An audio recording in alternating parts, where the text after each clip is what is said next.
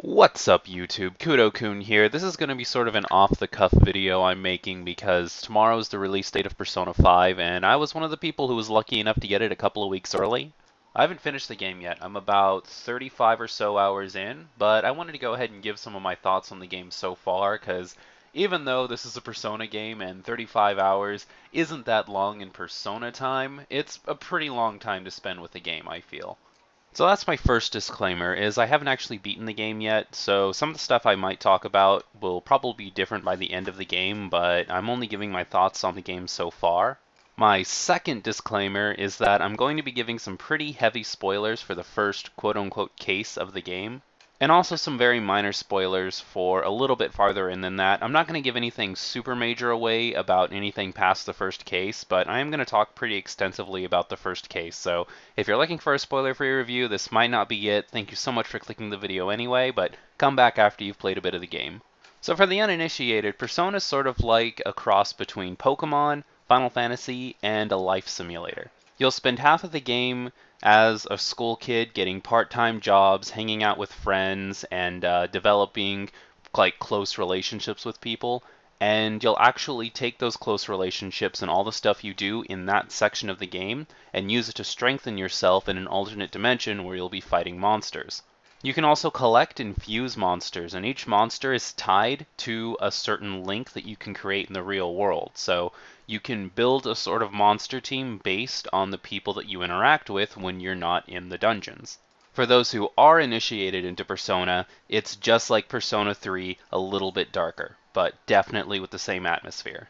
Some people are going to want to compare this to Persona 4. Completely understand that. It is a totally reasonable comparison to make. I feel like it's closer to Persona 3 personally, with a little bit of Persona 2 splashed in. That gets a bit interesting, and I'll talk about it later.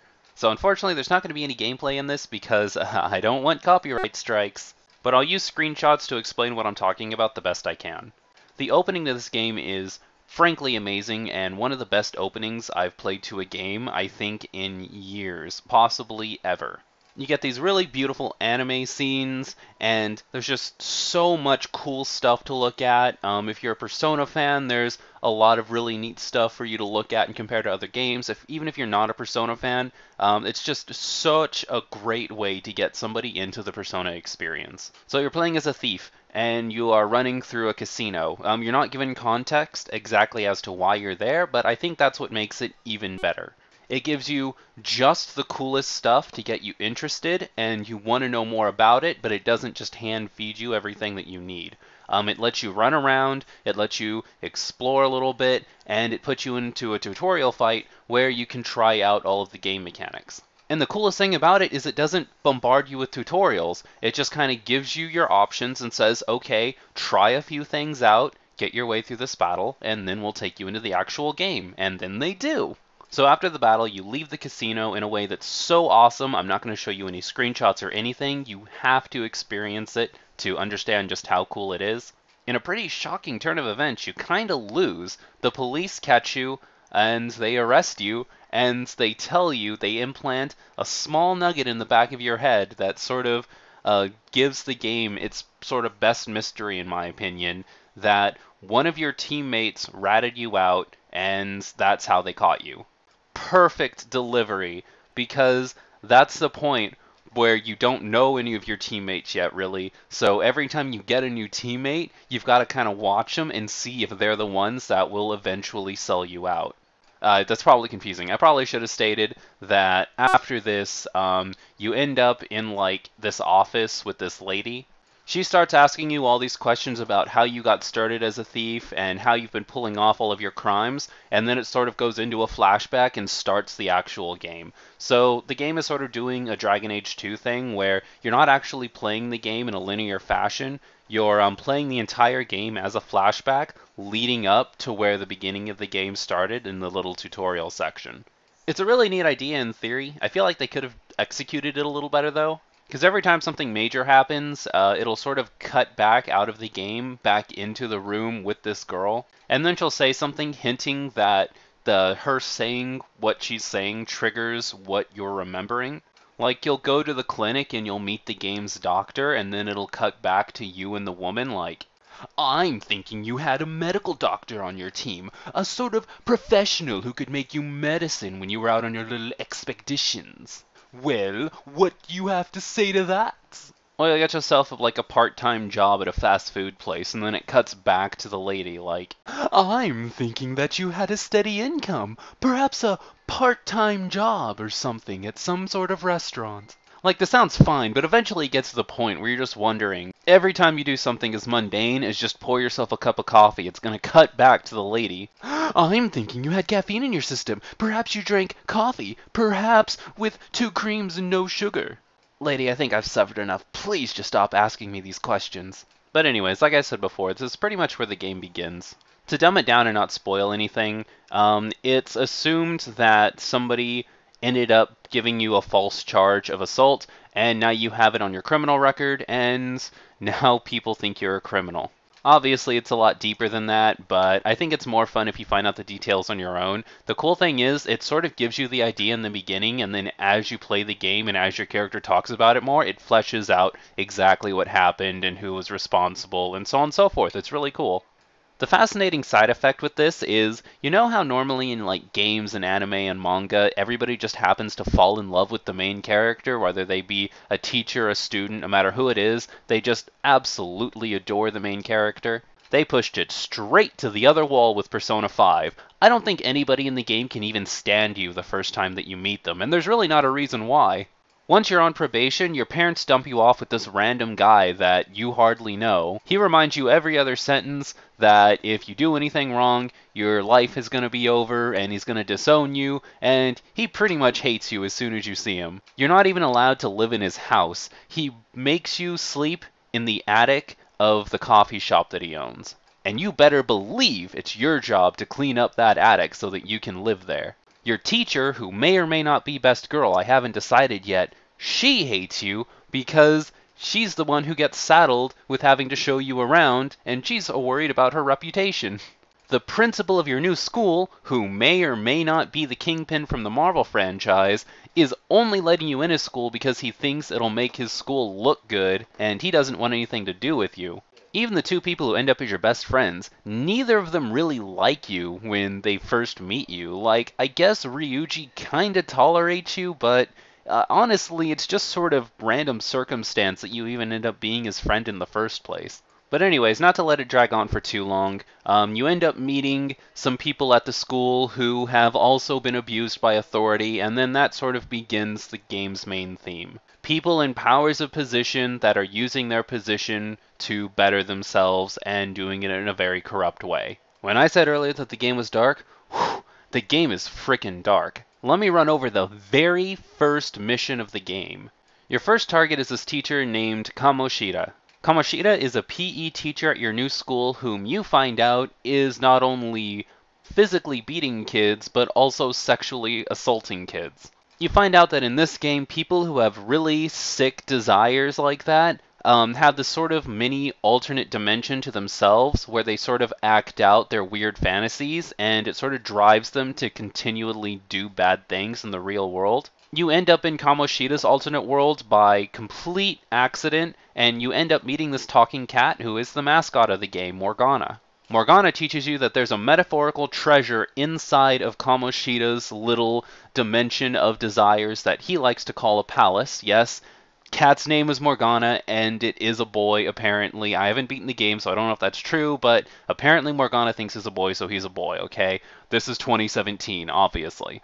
Morgana needs your help in other places, stealing other things because complicated reasons, but he pretty much teaches you how to be a master thief, to steal the treasure away from Kamoshida, and if you can do that, then Kamoshida will no longer have that evil desire and will go back to being a good person, and the weight of his crimes will make him confess everything, apparently. He's not 100% sure this will work, but it's probably going to work because otherwise there wouldn't be a video game. So you go into this dude's mind palace or whatever, and he's like this creepy half-naked king. And he keeps this creepy figment of his imagination around, who's like a representation of the girl that he's trying to currently blackmail into sleeping with him at the school. If you're thinking she looks a lot like that girl that becomes your party member, that's because she is. And his castle has creepy statues of high school girls in PE clothes sticking their butts out. The holy crap meter pretty much just starts out at 10 with this guy, and then it goes straight up to 11. Main character girl refuses to sleep with him, so he retaliates by raping her emotionally damaged best friend, who then kills herself, and it ends with a boss fight against Forearm Satan with a creepy pervy tongue, drinking a glass of red wine being flavored by the lifeless body of main character girl's figment of imagination, with a golden cup of teenage girl torsos that he can eat for nourishment. Oy vey, Persona, can I get a break, please? CFW Trick was more subtle than this guy, and one of his lines was literally that girls past puberty were disgusting.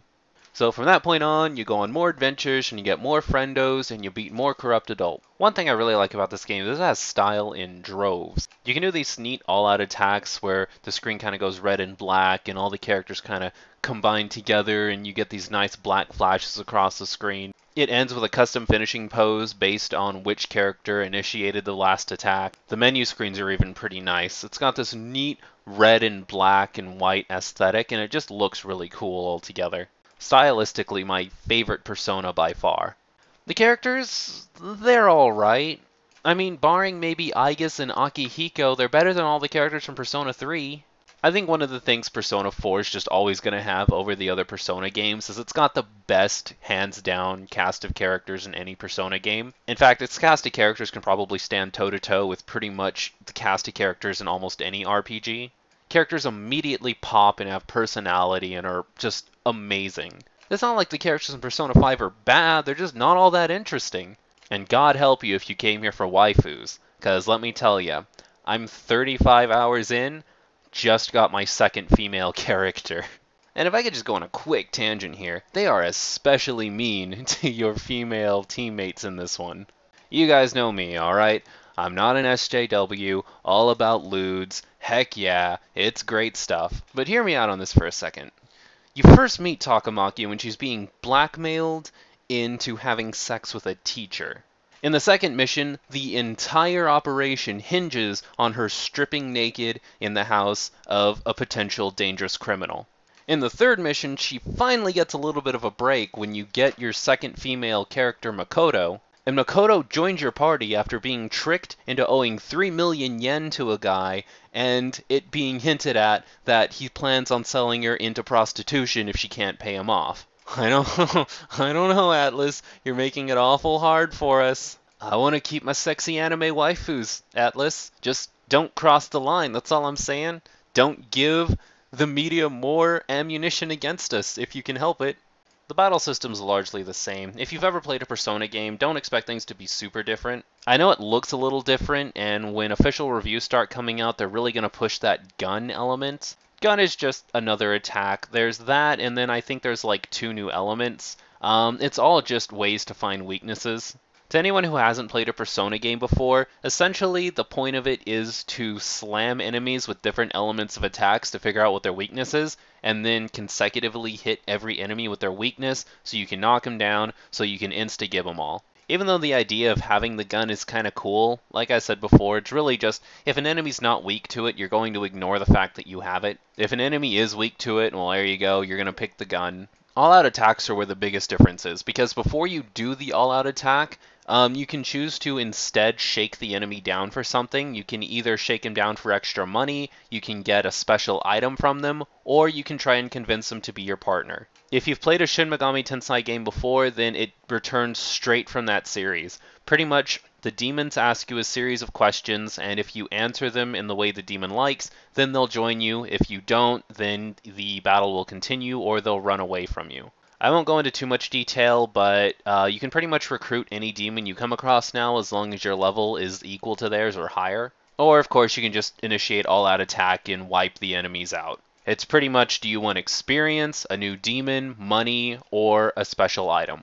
Since you're a thief, the dungeons are all about being sneaky now. It's fine at first, but I'll admit, the gimmick is wearing off really quickly for me. They pretty much force you into the sneaking around. If you try to avoid the sneaking element and just play the game like Persona 3 or Persona 4, then the game punishes you really heavy for it, because if you get caught too many times, it'll actually lock you out of the dungeon completely for the day. The more enemies you try to fight normally, the more times you have to go and sneak attack enemies to get the bar back down to keep the game from shutting you out of the dungeon, essentially. You can also sort of parkour on stuff, but it's all just sort of quick time event button commands. You can also look for hidden items, but it's really just holding down the L1 button while you're looking around the palaces. Honestly, as cool and stylish as it all is, it's nothing really that new or that interesting in my opinion. That's not to say it's bad. It's fun and it's fine. It's just it's not necessarily as innovative as they're gonna have you believe. Just don't look for more than gimmicks, okay? Because the stealth is a gimmick. The parkour is a gimmick. The thief sense where you can look for hidden items is kind of a gimmick. It doesn't get much deeper than that. When you're not in the dungeons and you're looking around the cities, there's a lot of stuff to do. In fact, the very first city you get is Shibuya, and it's got a lot of stuff to do.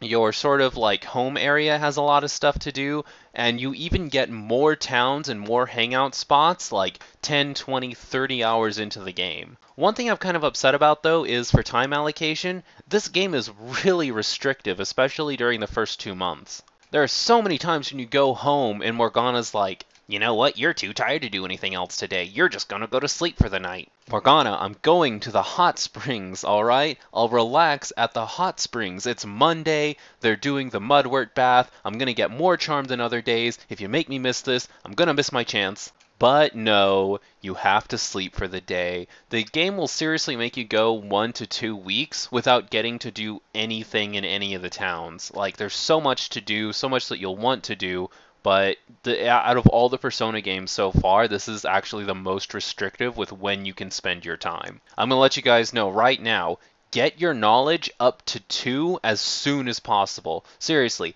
find the library, find the diner, and just spend your time studying until you get your knowledge up to 2, because when it comes time for it to give you your first knowledge test, it's not going to give you any time to actually study and get your knowledge up. You have to know ahead of time. So get your knowledge to 2 when it actually lets you start spending your time how you want. Also, another quick tip, Guts is so far the most used stat, so having high guts should be pretty helpful too, and it actually gives you one of, in my opinion, the best social links in the game. If you're playing on PS4, you also get this little feature that's pretty cute. You can actually push the touchscreen button in and look and see what other people are doing on that specific day. You can use it to see what options are available to you, or sort of decide how you want to route things out, see what the most popular decisions are. I don't find myself using it that often, but it's kind of fun to go and see like what routes people are taking. Oh boy, we're about 20 minutes in, so let's start wrapping this baby up. I want to get back to playing, actually. I'm very pleased with how this game turned out. Aesthetically, like I said before, it's probably my favorite in the series. My favorite used to be 3. I think 5 is my new aesthetic favorite. I don't think it's technically as well made as 4 was. I know that sounds confusing, but it's kind of like the Silent Hill series. Like, everybody sort of agrees that Silent Hill 2 was the best in the series, but you'll get people who come out of the woodwork and say that Silent Hill 3 or Silent Hill 4 was technically their favorite, even though Silent Hill 2 was technically the better game. Persona 4 is still the masterpiece of the series, but I think Persona 5 is just personally the game that I like the most due to its setting and tone. Battle system's fine. I feel like they could have done the palaces a bit better, like maybe had more reasons for you to interact with things in the real world to affect like the person's psyche and affect what happens in the palace. Doesn't really happen that much. The stealth, like I said before, it got old really quick. Like I think like 15 or so hours in, I was kind of just done with the stealth. I don't really enjoy doing it that much. I just kind of do it because I don't want to get kicked out of the dungeon. The life simulator stuff was done really well. I like a lot of the side characters a lot more than I do the main characters, especially, I'm telling you, man, get your guts up, and you'll know exactly which one I'm talking about, because there's a social link if you get your guts up to a certain level that just, oh man, it's hilarious, and it's pretty awesome to go through. Overall, I'm very pleased with this game. If this game had come out in pretty much any other year, I'd say it's guaranteed solid game of the year for sure. This year it's got some contenders. I really like Nier Automata. I haven't played Horizon Zero Dawn yet, but I'm really excited to play that. This game's definitely better than Resident Evil. I don't know about Final Fantasy 15. That one's a tough one. It's just so many good games this year, and I'm really, really happy with how this game turned out. If you're already a Persona fan, or if you're a fan of RPGs and you've been wanting to hop into a Persona game, this is a great game to do it with, so I give it its full worth it price of $60. When this game comes out tomorrow, you definitely want to be one of those people playing it because this is a long game. You're going to get your money's worth. It's a cool, dark game with themes that you're definitely not going to find in any other RPG nowadays. And Persona fans who've been waiting for this, it was worth the wait. It's worth every penny of it. If you're an RPG fan and you've been wanting to check this game out, but you don't necessarily have a lot of time to dedicate to an RPG right now, maybe because you're working on another game or because you're school, work, whatever it is, maybe try to find it for about $50. If you're playing it in short bursts, this game's probably not going to seem as good because sometimes 2 hours really doesn't get you very far because there's just so much talking you have to do and item management, persona management, so on and so forth. So if you don't have that much time, try to pick this game up for a slightly discounted $50. If you're not an RPG fan and you're looking at this game, I'd say it's got a worth it price of about $35. You kind of have to be an RPG fan to like this game. There's no way around it. Yeah, like the life simulator stuff just doesn't take up enough of a space in the game. Like most of it is going to be spent going through RPG battles and stuff. And if you're not really an RPG fan, I don't think this is going to change your mind. But $35 might be enough for you to check it out, maybe go through a few hours of it. I think $35 is reasonable for actually getting into the game and trying it out. But yeah, thank you so much for listening, guys. If you enjoyed the video, please leave it a like. Those things really do help us out. How are you liking the game? How did you like my review? Leave me your thoughts in the comment section below, along with what you'd like me to check out next. And finally, subscribe to stay up to date on the latest Kudou news. Now, if you'll excuse me, I'm gonna go play some Persona 5.